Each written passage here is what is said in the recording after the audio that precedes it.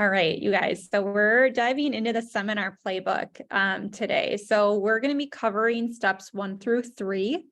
So if anyone's taken a look at any one of these playbooks, you'll notice that there are specific steps for each and every one of these. And so what we're doing is we're breaking it up. So last month we did the open house playbook and we broke that playbook up into 2 different trainings. So this month, I think we're breaking this one up into 3, right, Kathleen? Yeah, because I think we really want to deep dive into like how to actually put these seminars together. I think that's a lot of what we're going to talk about in the next 2 weeks. Well, this week, shift into Overthrive next week, so then the following week. Yeah. So we can just jump into this one. We will have another guest speaker at the end of this month to help round out our conversation about seminars. Yeah. Okay. So today we're going to do the first 3 steps of the Seminar Playbook. So Kathleen, I think, is going to take over steps 1 through 2, and then I'll dive into step 3. So Kathleen, if you want to take it away. Yeah. So this is just a little bit about the mindset behind doing seminars. And we're going to talk about various types of seminars, and we'll kind of have a little mastermind around that. But honestly, what you got to realize is that we have to fill the top of the funnel, right? So we're trying to get a whole bunch of leads, fill the top of the funnel, and then convert those leads down to actual closings, right? And in the market that we're in right now, finding listings is obviously a lot harder than finding buyers, right? So we should really have a mindset shift of how do I go after and find the people that have a home to sell, okay?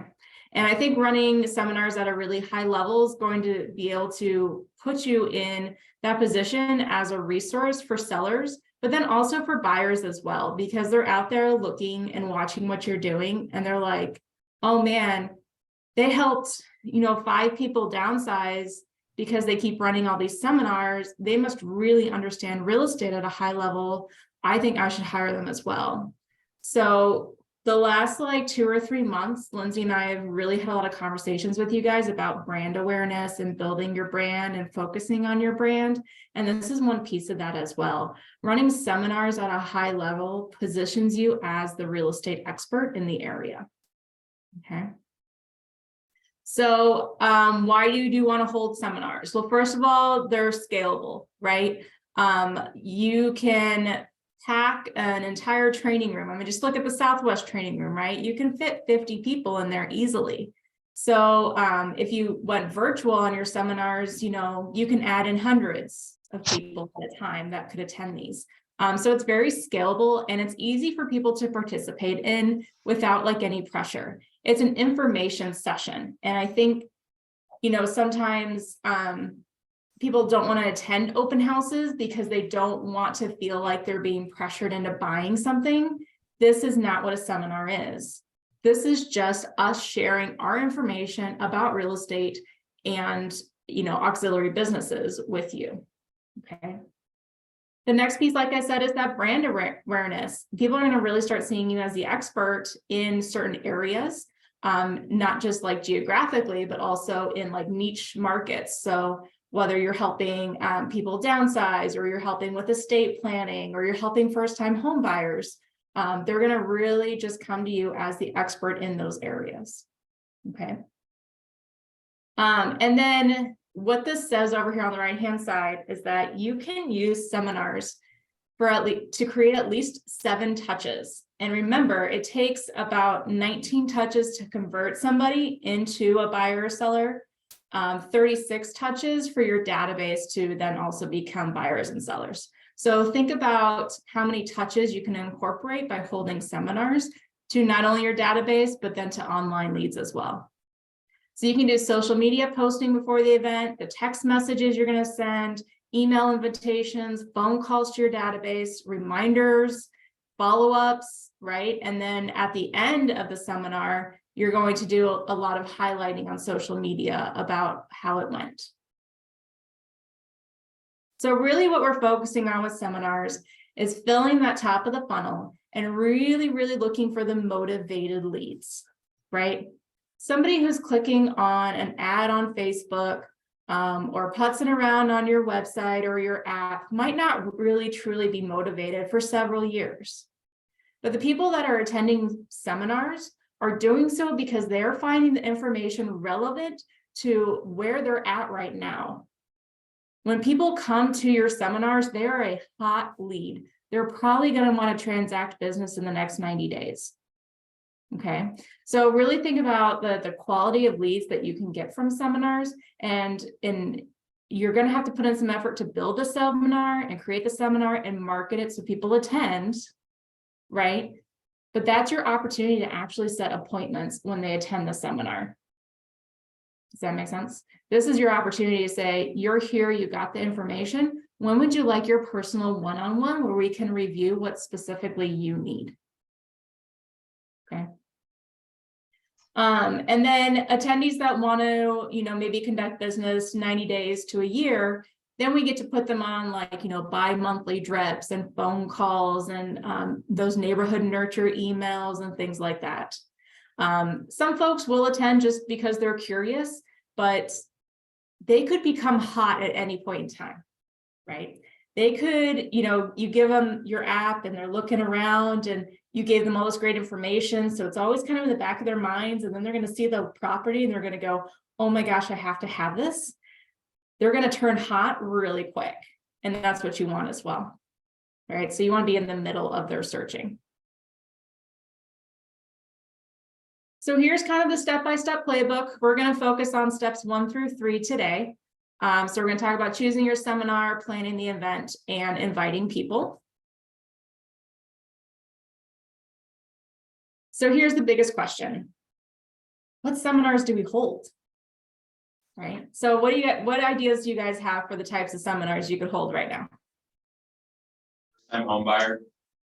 First time? Yep, first time home buyer. What else?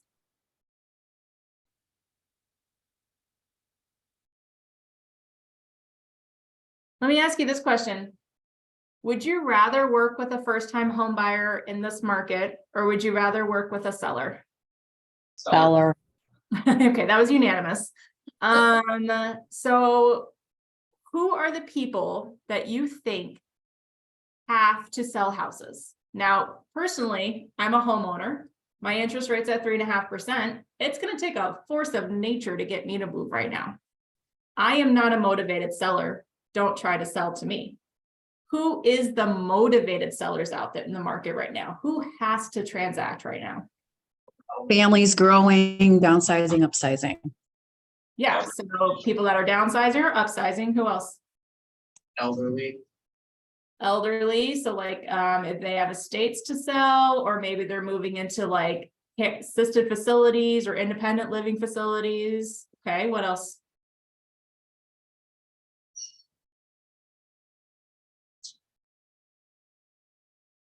Job change. Yeah, job change, relocation, right? Those are the people you got to find because they are motivated. Those are the people that have listings to sell right now. Now we got to go find them in a systematic way, right?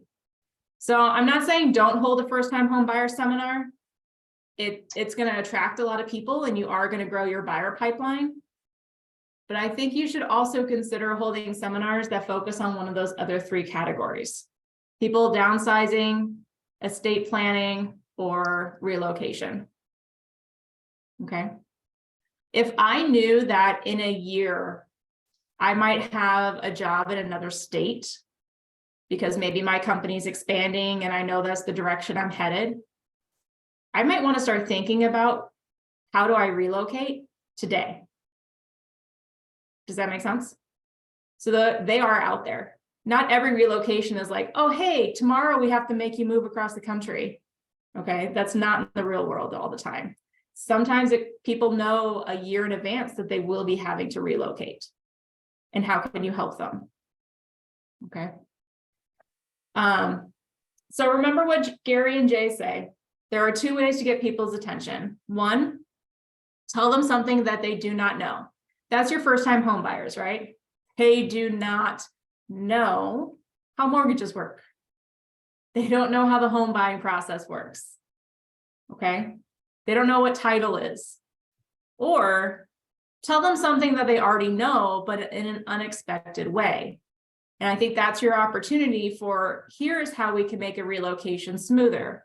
Here's how we can make your estate planning run smoother, so that when you leave behind this home to your family, they have resources. Does that make sense? And there's two ways to sell something. You either solve a problem for someone or present an opportunity for someone. And I think these seminars really have the ability to do both of those, right? Solve problems and present opportunities. The next thing you need to do is understand the audience. So again, what type of leads are you looking for, right? Get real, get right. You cannot run in every direction at the same time. So don't think you're going to do all 4 types of seminars that we've brainstormed in the next month. Pick one and then run it at a really, really high level and run it often so that people get the opportunity to attend multiple times. Right? So really focus in on what kind of seminar you want to do. And then you have to think about what would be the smartest and most effective lead pool to focus on in my current market, right? Which we've been talking about. Do you want sellers, buyers, investors? That's another seminar. How to start an investing business, right? If you have military connections, that might be a really great seminar to hold. Military relocations, the ins and outs, how I can help you, right? People that want to be vacation buyers, split their time between Wisconsin and Florida, right? So there's literally no end to the type of lead that you can generate. You have to figure out which pool you can speak confidently to and that you can network in at a high level, so that you do generate those listing leads that you're looking for. So here's some of those examples that we just talked about on seminar examples. What audience are we trying to reach? Who are they, right? So that's the third part of this. So your first time home buyer workshop, you're going to be picking up buyers, right? But who are those people right now? Well, they're renters or they're living with their family. So what do you need to do? You need to go target the apartment complexes, right? That's where they are. The home seller workshops, you're finding sellers, right? So current homeowners that maybe want to sell. There's a mortgage hacks playbook, which we haven't gotten into that one yet. But again, you're looking at how can we use money wisely to achieve our financial goals. Investments, real estate planning for older adults who need to downsize or who have beneficiaries they're looking out for, right? So step one is really just putting on paper, this is the seminar I want to hold, and here's who my audience is. And once you have those two things determined, then you can determine how the seminar is going to run, which is step 2 in actually planning your seminar. Okay. So first of all, is it going to be virtual or in person? I say you try a little bit of both. Try it in person, try it virtually. You can even try it in a hybrid environment, right? Where you kind of are talking to somebody on Zoom, but also there's people in person, right? So think about the format and think about what you're comfortable with. Okay. If you're more comfortable speaking in front of people in person, then just make it in person. You want to feel comfortable with it. So do what's right for you. There are some advantages and considerations to think about in both of these formats. So virtual, it's easy to set up and plan. Okay. There could be technology challenges though. What if the internet goes out? Right. Virtually, you're going to get a broader reach. It's a little bit easier for people to log on online on a seminar versus having to drive 30 minutes to your location. But the downfall of that is that it's not personal, right? You don't get the personal interactions. You don't get to read the room, see if they're following, right? It's harder for them to ask questions, that type of thing. And then, you can record your virtual seminars and then leverage that later as well. In person, again, you're going to be able to build a stronger relationship. You get more control over the environment that you're in. But you have to find an appropriate space for your event. And honestly, guys, for your first one, have it at the office on a Saturday when nobody else is here. All the offices have a training room. Just have it there. It's free, right? Are we supposed to like check in with somebody about bringing people in here? Like, how does that work? Yeah, just let your front desk person know that you want to hold a seminar this day and this time, and they'll kind of block it off to make sure nobody else, tries to hold one at the same time. So, but other than that, I mean, you all have access. I would maybe find somebody like a friend or buddy that can kind of help hold the door, because a lot of the offices are locked after hours. So you're gonna have to kind of manually let people in and out. So maybe bring a friend with you that can help you with crowd control essentially. But other than that, it's not like you're having to rent a bar, right? You can also look at some other public spaces like community centers or like library spaces. Those are usually a little bit quieter and not super expensive. And we're going to talk a little bit about how to cover expenses if you do want to take on an expense. But just know that your offices are free to use, right? So best practices. And I think I'm just going to talk about hosting it in person. This playbook is available on the KW Realty MKE website under resources, and then family reunion. All of these are there, so you can go read about the virtual ones. I'm going to just, for the sake of this conversation, keep to hosting the in-person seminars. So first of all, you want to choose a venue that's welcoming and accessible. So again, you can use the offices, or you can find like a community center somewhere locally to where you want to do business. Making sure that the seating is aligned with the format and tone of your seminar, right? So do you need tables set up for people to take notes? Do you want like round tables so people can talk to each other? Is it like a workshop, or are you doing just presentations? What is going to happen during your seminar? Just make sure the seating aligns with that. If you provide refreshments, just include options and signage for those with dietary restrictions. So just keep that in mind. You can also provide handouts and notebooks, something to write on. If you're going to do that, I would also have a big box of pens handy, because people generally don't carry pens around with them when they go to things. And then just test and practice in the space before people arrive. So most likely, if you're going to rent out a venue of some sort, they'll let you go in about an hour early to set up. So that's when you test all the equipment, speak through the microphone, do what you need to do to get comfortable with how the room is set up. Okay.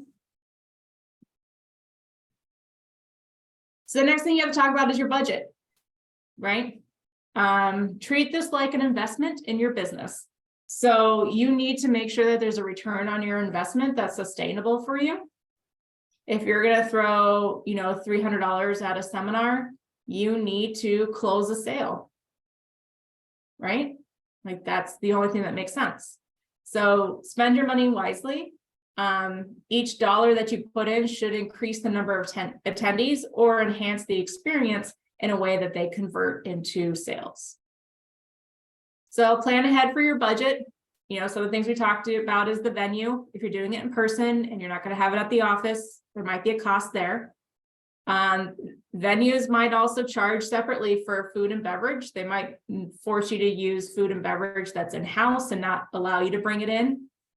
So there's that expense as well. Snacks, drinks, again, if you're bringing in food or beverages, think about how much you're going to spend there. And then are you going to do any door prizes or giveaways? The door prizes and giveaways is a tactic to get people to attend. Right? Yes, we're going to give them good information, but let's also like give a little bit of an incentive there to get them in the door. So if you're going to give away a door prize, just make sure you really advertise it. And the reason you give the prize is to get more people in the door. So think about those as well. Some ideas for door prizes I've had in the past are like Ring doorbells or Nest thermostats. Those are about $100 each. Those are usually fun giveaways that people really like. You can do other stuff as well, just some ideas. So you can spend $50 on this. You can spend $1,000 on this, right? It's just about how much you want to put into the seminar. But then look at this statement. Partnering with a vendor will allow you to split the cost or cover some of the costs associated with hosting a seminar. And when you think about the vendor you want to partner with, that person should also be presenting and giving value to your audience. So let's just take the first-time home buyer seminar as an example. Okay, you might pitch in, $50, but then you're also going to want a lender, right? Because obviously first-time home buyers are going to have lots of questions about mortgages, right? So we bring in a lender partner and they contribute $100. Then, maybe we also have the title person come in, right? Because buyers don't necessarily understand title policies, and it might be a good little overview for them. So maybe the title company also puts in $100. Then you know what? Because this is somebody's largest financial asset, I also want a financial planner there, right? I want somebody who's well-versed in financing to be able to speak to the first-time home buyers about why home buying is so important in your financial future. And then he throws in $100 as well. So just like that, I raised $300 from my vendors who are also going to be speaking. They'll gladly do it for you because those are all leads that all 4 of you share in your businesses. Does that make sense?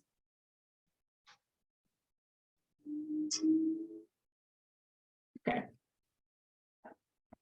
So the next thing when you're planning your seminar is to think about that event cadence, right? So this is going to be a lead source for your business. You need to consider how often you want to host them. Is it quarterly, monthly, weekly, right? I would say, and I agree with this best practice, you got to do 1 a month. Okay. When we talk about, doing open houses as a lead source, it's not 1 open house a month.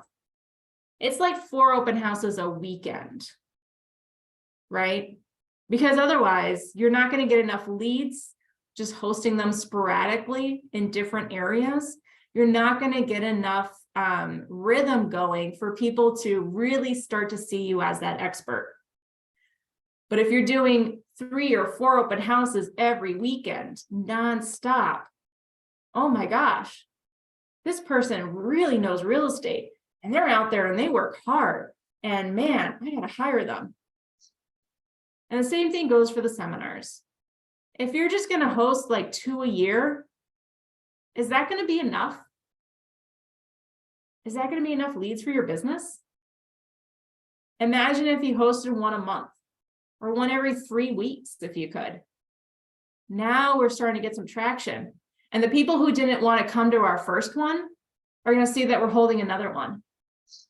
And then they're going to see the social media posts that we make about how much of a success it was and how many people we helped. And then they didn't come to that second one either, but then they see the third one pop up and they're like, man, this guy, he keeps holding these seminars and people keep showing up and maybe he really does have something that like good to say. Maybe I'll check it out now too. Does that make sense? And you're giving people options to be able to come and hear what you have for them. If you just hold it once or twice a year and people can't attend that particular day and time, you'll never capture that lead. But imagine if you gave them multiple opportunities over a 6-month span to come and talk to you about this subject. How more likely are they to pick one of those dates? Right? So think about how much you're going to commit to your seminars. And then you got to look at your calendar and you got to pick out days and times and you got to go commit to it. Okay. Now finding a venue on short notice is pretty difficult. So if you're like, I want to get one done the next 3 weeks, use the office. But maybe this one that's 6 weeks out or 10 weeks out, those you can start looking at maybe exterior venues to go hold, right? Because it takes a little while to find a good venue and the date and time that you want, stuff like that. I would also maybe vary your dates and times that you hold it. If you hold the first one on a Saturday morning, maybe the second one's a Saturday afternoon, and maybe the third one's a Sunday afternoon, right? People have sports with their kids, they have their church groups, they have all of their activities that they plan on the weekends. So maybe vary that date and time each week or each seminar a little bit. Okay. Seminars, do you usually focus on like a home buyer for 6 months and then relocators for the next 6 months, or does it kind of change like depending, like is it a time of year thing, or is it more so just kind of what you want? I think it's a combination of what you want and what the market is telling you that you need. I mean, right now, if you ran a first-time homebuyer seminar and you did them consistently, your pipeline would be filled with buyers. Right now, we have the millennials and then Gen Zs coming right in behind them. There are so many first-time buyers out there. There's tons of them. So you're going to fill your pipeline a lot with first-time home buyers if that's what you choose to focus on the next 6 months. But our market is telling us that we desperately need listings and that winning the listings really wins the business, right? So maybe you go and focus on the sellers for the next 6 months and see what happens. Or do, 2 or 3 of those, consistently downsizing ones over the next 6 months. And if it's not working, switch to home buyers. You know what I mean? Like, that's okay. You just got to figure out the first one and really just try the first one at least 3 times before you go and change up the topic. I think that would be my advice. Okay. So whichever one you want to do it. Don't give up after the first one though, right? Do it consistently at least 3 times. And then if you're still not getting the participation you want, then change up the topic and see if you can get a little bit more people to bite. Okay. Yeah, and I think it's going to take you some time. It's going to take you 1 or 2 or 3 or 4 or 5 seminars to really perfect it too. So like Kathleen said, I mean, don't give up after the first one if you only got 1 or 2 people there. This is something that you're building, you're making part of your business, you're building that seminar up to be an event, to be part of your business. And it's also thinking about, we talked about MOFers the last couple of weeks and, even naming your seminar something. And then you have that brand recognition with your seminar if you consistently do it every single month, and people are going to start to see your advertising and your marketing and see that name of that seminar. Oh, what is that all about? I keep seeing this everywhere. I'm getting postcards on it. I'm seeing Facebook ads on it. So it's going to take some traction. It's going to take some time for you to really build up the brand of that particular seminar that you're promoting, and you're building that up, whether it's, adding on new vendors every single month with, different topics and adding more value to it as well. Yeah. So this next page of the playbook, we're not going to go into this in too much of a detail. It's all about actually developing the presentation then, right? And you want it to be colorful and fun, and you want to make sure that you really point out your key points and you have an objective. Like, you don't go into this seminar not having a minute-by-minute playbook of what you're going to say and when you're going to say it, and how much time this person has to speak and how much time this person has to speak. Right? And like how much time we're going to give to Q&A. So this right here is just an example of a first-time homebuyer seminar. And if you want to run a first-time homebuyer seminar and you don't know how to do it, I would come to page 11 of this playbook, print it, and then follow this, right? This item number 4 here is solving the problem, the meat and potatoes of the hour with them. And that's where you're going to have some of your guests come in and do 5 minutes here and 5 minutes here and 5 minutes there, right?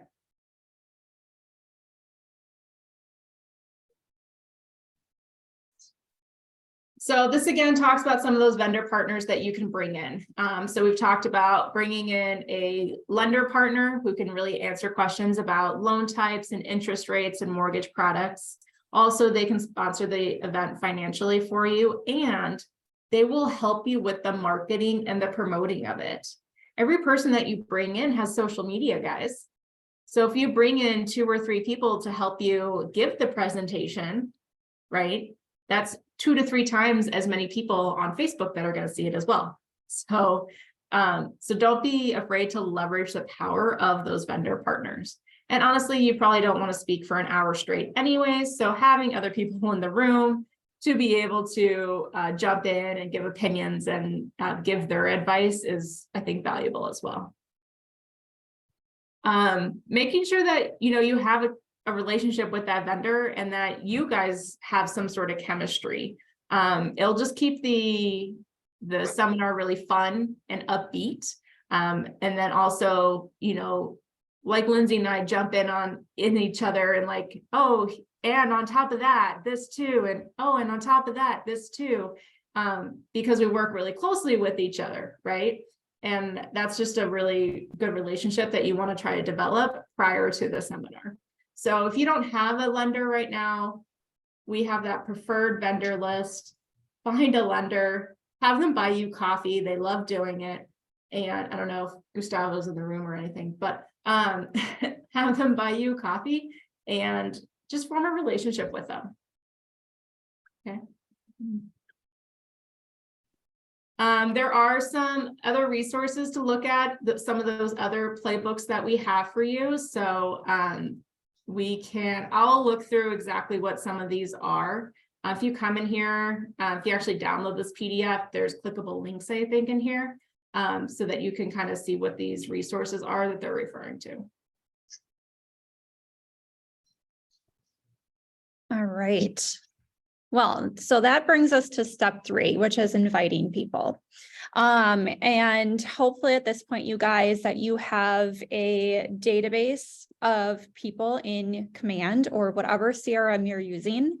And whether that's, your database or, the people in your phone, it's how do you invite people? How do you reach out and communicate about the seminar that you're holding?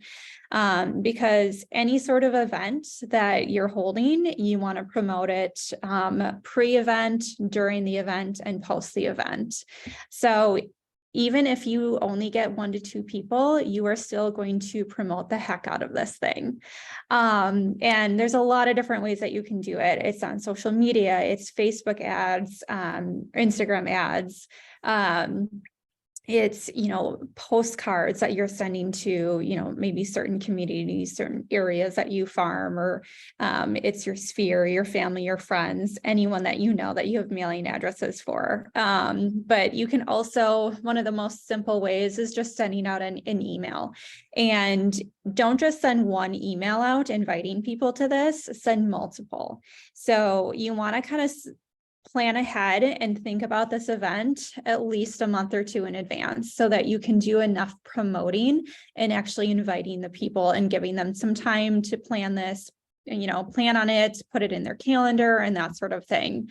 But really the first thing is just setting up some sort of a registration form, because you want to gauge how many people are going to actually attend the event. That way you can plan out, whether it's food or drink, the size of the venue, how many prizes you should, door prizes you should have. And so you really need to get an idea of how many people are actually going to attend the event. And there's a lot of free tools online. Eventbrite is one of them.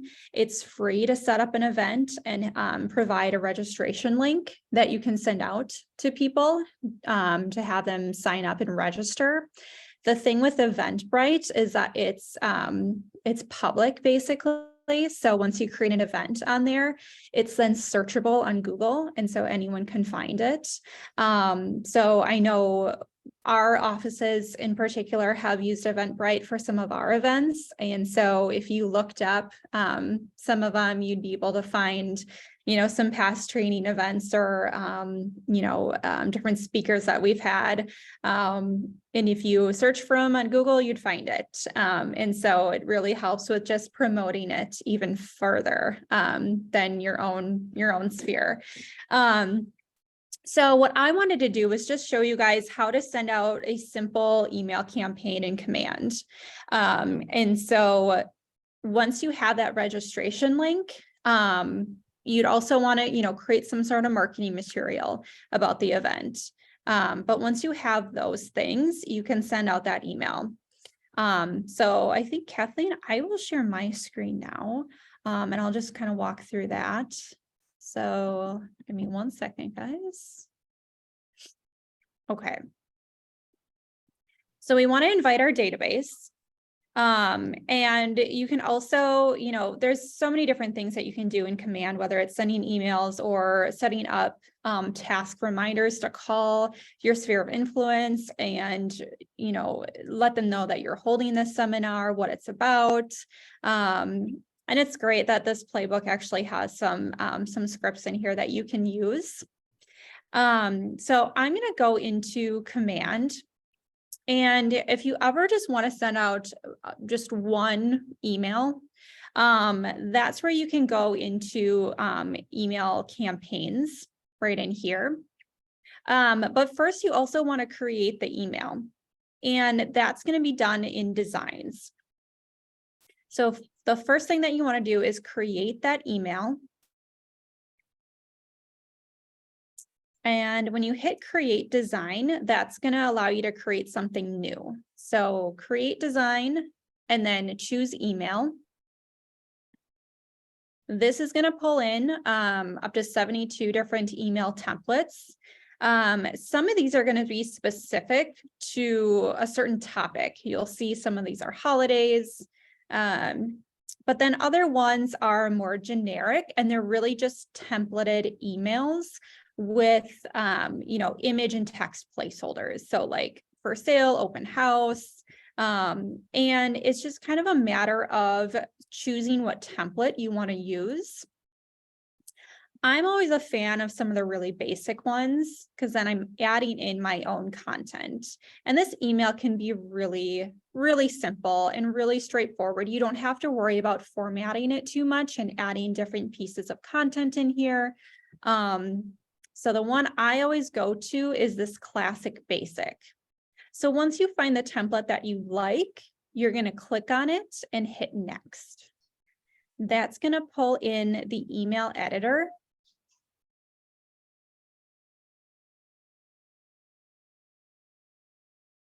And so here is my template. You'll see that, the headline, the text here, it's all just gibberish. It's meant to be customized.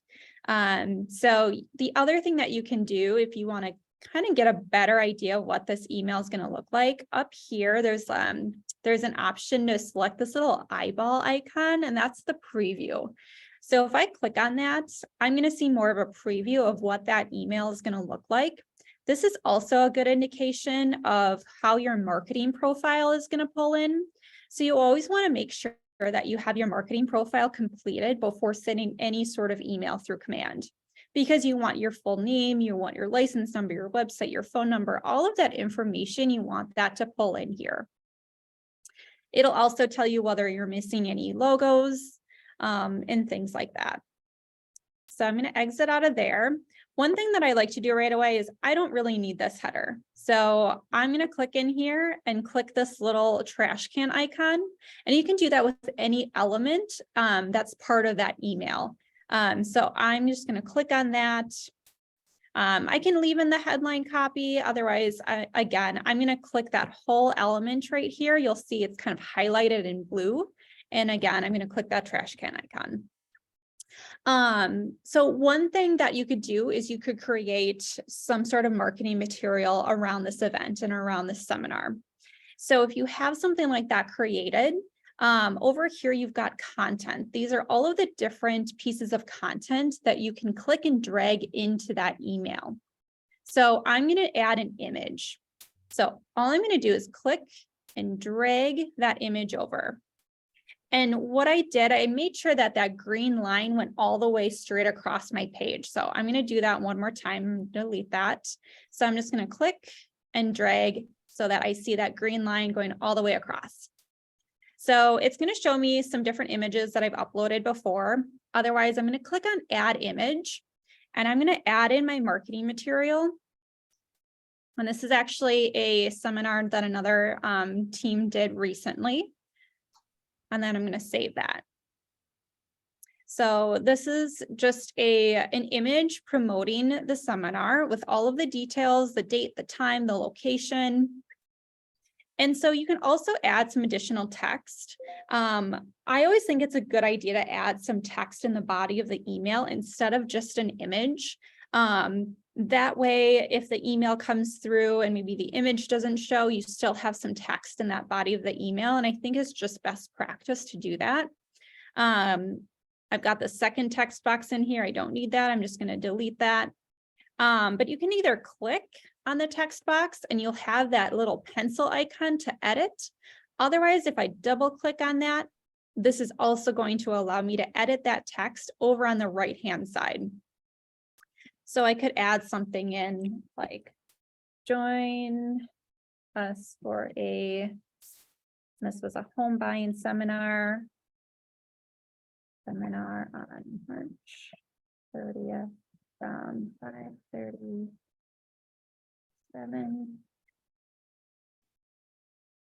And you can change up this text, you can bold it, you can change the font, the size of it. So you've got a few different options in here.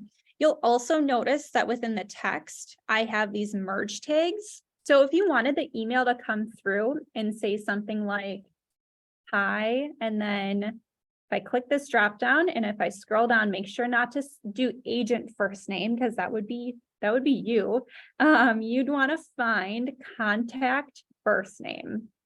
And that's what's called a merge field. So when you send that email out, anyone that you send it to, it's going to say hi, and then that contact's first name. And you could do the same thing with any of these other merge fields in here. So if you want to input their phone number, their birthday, there's a lot of different things in here. Their last name, if you wanted to include that. And then even if you wanted to include some of your information down below there in the text, you wouldn't necessarily have to do that here because that's all going to show up already in the footer. But once you're satisfied with that text, then you just hit done. And so that's really the key within those email campaigns. Anytime you're editing a text box, you want to click done anytime you make changes, because that is essentially the save button for editing text. So at this point, the last thing that I want to make sure to include is that registration link. So just want to show you guys, Eventbrite is the website I mentioned earlier to set up a registration for the event. It's free. And again, Google will recognize that event. So if people are searching for it, that Eventbrite link will show up as an event as well. So once you create that event through here, and again, you can use whatever registration link that you would like. I would just suggest using something. So I'm just going to pretend that this is my link. So I'm going to copy that. And there's a way that you can add a button in here. And so under content again, I'm going to find button. So I'm going to click and drag that. And so maybe I want to add that, let's say right underneath my text. So currently it just says button. I'm going to double click on that. And this is where I can make edits to it. So instead of it saying just button, I'm going to say something like register here. And then where it says link to, I'm going to choose that drop down menu, choose web address, and then paste that link right in there. You can even manipulate the width and the height of that button. You can change the font, the position of the text on the button, and the background color as well. So if you wanted that button to be more of your brand colors, or anything else, you can change that that color and choose that hex color. If anyone uses Canva or even designs in Command, you'll be able to look at exactly what the hex color is for like your logo or any other marketing materials that you're creating. And again, anytime you make changes, hit done, and that's going to change here. So I want to make sure that this is a little bit larger of a button so that that text doesn't go onto 2 lines. And that's where I would change like the width and the height. So I'm going to kind of play around with the sizing here. And this is where I just kind of change that up a little bit. So there we go. That looks a little bit better. So there's that button. The other thing too is just kind of make sure to look through the design of the email, because this doesn't really pertain. So the contact me for more details or to schedule a tour, I'm just going to remove that. All right. So then at this point, with any email campaign or email design, first I'm going to rename it. So I want to rename this with, let's say, Home Buying Seminar Email. I also have an option to send myself a test email. So that's where in the upper right corner under options, I can either preview the email. I can also choose between desktop, tablet, and phone.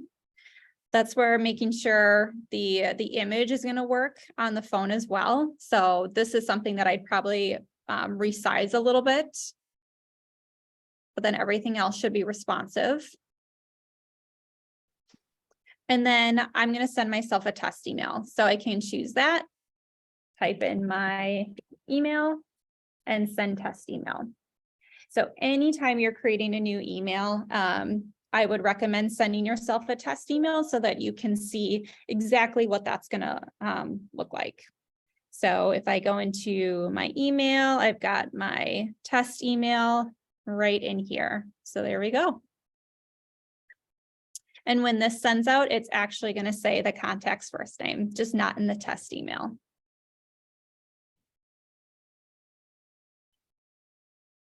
All right, and then you would save it. So now my email is completed, and I actually want to send it out.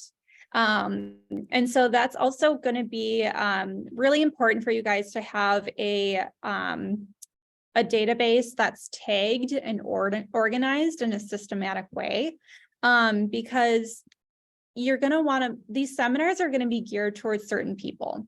So whether it's a first-time home buyer, or if it's people who are looking to downsize, that's where you really need to think about how to tag your database, so that when you're sending out an email campaign, you can create an email list with a very targeted group of people, and you can filter by those tags.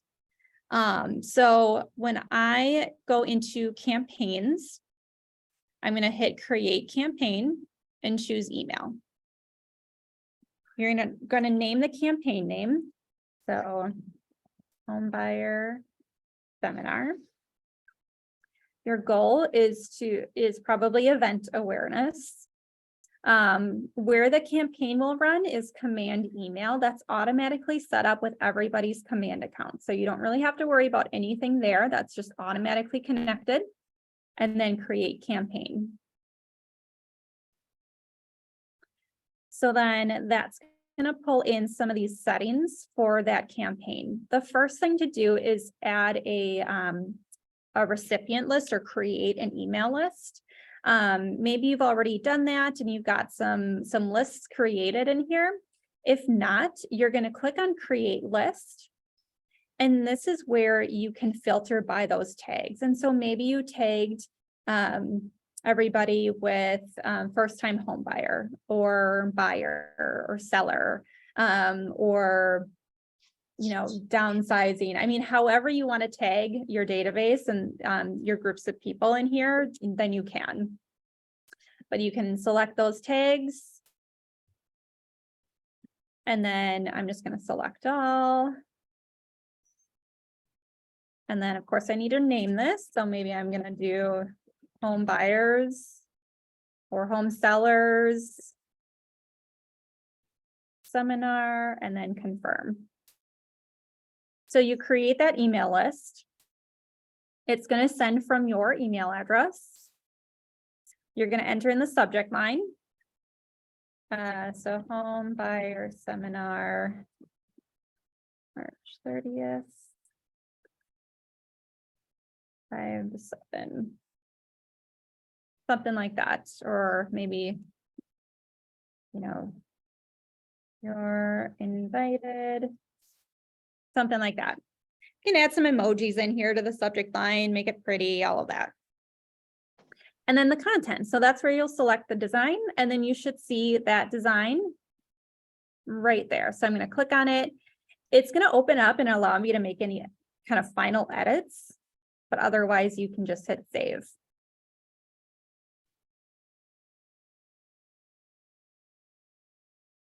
And I can exit out of there. Yep, save changes, we're all good. And that's going to show me a little preview over on the right-hand side. And then I'm good. I've filled out everything that I need to. And then finally, I can either save this as a draft if I want to go back and make any edits, or you can send it immediately, or you can schedule it. So again, this is important if you are sending any sort of event email. You don't want to just send one email. You want to kind of plan it out where you're sending a month in advance, and then maybe the following week, and really just a weekly email reminding people to register. So you can schedule this. So maybe I want to schedule it for, tomorrow or Saturday, or I'm scheduling it out in a week in advance on a specific time. I can apply date and time as well, and then schedule. And you could do it where you're scheduling those out, a month in advance, you're doing one a week. And then the subject line, you would just change to reminder or last chance or something like that as you keep scheduling those emails out. Does anyone have any questions on how to create an email campaign?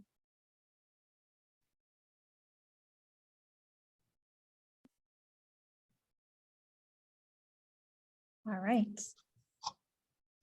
Now that was just one piece of how to invite people. I know a lot of people will take whatever image they've created and send out like a mass text. Actually, Peter Gossman shared this on the North Shore Innovation Lake Country team meeting yesterday, but he uses a texting service called Hit 'em Up. And it allows you to send text messages, mass text messages through your own phone number. So that's definitely a great tool to utilize if you're doing something like this. You just embed that image into a text and then you mass text it from there to invite people. So that's one way. The email campaigns, of course, promoting it on social media. And again, always make sure to include that registration link. Super simple to put that in a text message, in a social media post, an ad, an email, everywhere. So just keep some of those things in mind. But otherwise, Kathleen, I think that's all we have today, right? Yeah, I would just add one more thing with promoting it is don't be afraid to call your database. And the question to them is, do you know anybody that could benefit from the seminar on this topic, right? Because like the people in your database might not benefit from it, or not right now, or, they'll be like, oh, no, I'm good. So do you know anybody that could benefit from a seminar about downsizing? And they'll probably think to themselves, yeah, actually, I think I do. Great. Could I have their email? Or I'll also be sending it to you if you could forward the email on to them. Do you know what I mean? So like your database, if you just invite them, that's going to be your reach. But if you make it an effort to call your database and say, who do you know? Your reach goes like this. Right? And now we have this bigger pool to get from. Right? So your social media is going to be a lot of people that you don't know, online leads, that sort of thing. But the people in your database who know you and trust you, if you just ask them, who do you know that could benefit from this information? I'm sure they'll think of somebody they could send it to. So, yeah, that's a great point, Kathleen. Does anyone have any final questions? Oh, thank you. Yeah, thanks guys. Thanks for jumping on. Hopefully we'll see a lot of you next week at the Shift into Overthrive event, but otherwise we will continue back with the rest of the steps for the seminar playbook the following 2 weeks after that. All right, thanks everyone. Have a great Easter weekend and enjoy the beautiful weather. Thank you.